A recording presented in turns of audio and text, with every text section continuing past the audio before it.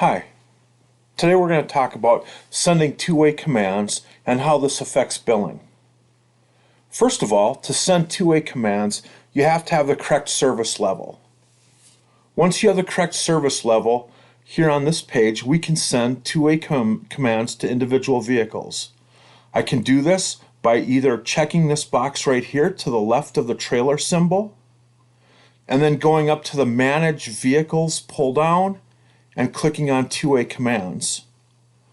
I can also do it to the right of the trailer symbol. We have this little button here that has the left and the right arrows. I can click that and that'll bring me to that same window. Here I can select the two-way command that I want to send, and for the sake of demonstration I'm going to do a remote on. I'll confirm it. Here's a warning, do I really want this vehicle to start? And if I click OK, then it tells me this command could take up to 15 minutes. So just be aware that when you send a command, it could take 15 minutes for the vehicle to execute it.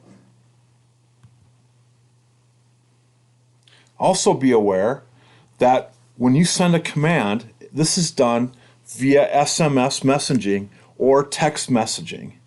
And it can take up to 2 text messages, and there is charges for that. So be aware of that. Here are how many text messages each command takes.